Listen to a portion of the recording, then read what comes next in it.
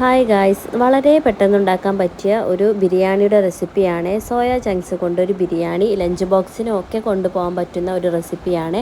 ആദ്യം വേവിച്ച സോയാബീനിലേക്ക് 1 സ്പൂൺ മുളക് പൊടിയും കുറച്ച് മഞ്ഞൾപ്പൊടി, ആവശ്യത്തിനുള്ള ഉപ്പ്, കുറച്ച് വെളുത്തുള്ളി ചതച്ചതും 1 സ്പൂൺ തൈരും ചേർത്തിട്ട് നന്നായി ഒന്ന് കുഴച്ചെടുക്കണം. ഇനി നമുക്ക് സോയാബീൻ ഫ്രൈ ചെയ്തെടുക്കാനായിട്ട് ഒരു പ്രഷർ കുക്കറിൽ കുറച്ച് ഓയിൽ ഒഴിച്ചിട്ട് ചൂടാവുമ്പോൾ നമ്മുടെ സോയ ചങ്ക്സൊക്കെ ചേർത്ത് കൊടുക്കണം. സോയാബീൻ ഒന്ന് ഫ്രൈ ആവുന്നത് വരെ നമുക്കൊന്ന് ഇളക്കി കൊടുക്കാം. ഇപ്പോൾ നമ്മുടെ സോയാബീൻ ഫ്രൈ ആയിട്ടുണ്ട്.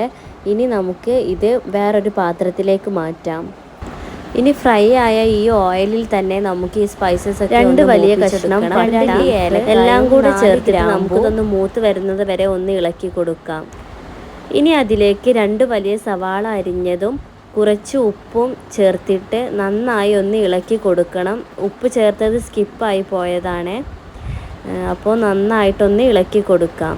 സവാള നന്നായി വഴറ്റി വന്നിട്ടുണ്ട്. ഇനി അതിലേക്ക് ഇഞ്ചി, കുറച്ച് വെളുത്തുള്ളി ചതച്ചതും, 3 പച്ചമുളക്, കുറച്ച് മല്ലിയില, ഒരു വലിയ തക്കാളി അരിഞ്ഞതും ചേർത്തിട്ട് എല്ലാം കൂടെ നന്നായി ഒന്ന് ഇളക്കി യോജിപ്പിക്കണം.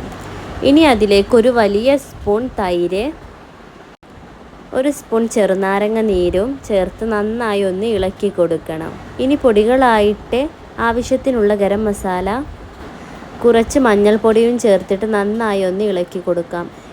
ഇതിലേക്ക് വേറെ മസാലപ്പൊടികളൊന്നും ചേർക്കുന്നില്ല, ഇത് രണ്ടും മാത്രമേ ചേർക്കുന്നുള്ളൂ. അപ്പോൾ നമുക്കിത് നന്നായി ഒന്നുകൂടെ ഇളക്കി കൊടുക്കണം.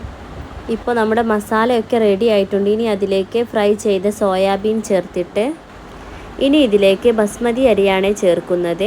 1 കപ്പ് അരിക്ക് 2 കപ്പ് വെള്ളം എന്ന രീതിയിലാണ് ഒഴിച്ചു കൊടുക്കേണ്ടത്. കുക്കറിൻ്റെ വലുപ്പം ബുദ്ധിമുട്ട് കൊണ്ട് ഞാൻ കുക്കർ മാറ്റുന്നുണ്ട്. അപ്പോൾ നിങ്ങളെല്ലാവരും ഇത് ശ്രദ്ധിക്കണം. നമ്മുടെ അരിയും സാധനങ്ങളും ഒക്കെ കൂടുതലാണെങ്കിൽ വലിയ പ്രഷർ കുക്കർ തന്നെ യൂസ് ചെയ്യണം. 2 വിസിലിന് ശേഷം നമ്മുടെ സോയാബീൻ ബിരിയാണി റെഡി ആയിട്ടുണ്ട്. വളരെ പെട്ടെന്ന് ഉണ്ടാക്കാൻ പറ്റുന്ന ഒരു റൈസാണ്. അപ്പോൾ എല്ലാവരും ട്രൈ ചെയ്ത് നോക്കണം. ഈ വീഡിയോ ഇഷ്ടപ്പെട്ടാൽ സബ്സ്ക്രൈബ് ചെയ്യാൻ മറക്കരുത്.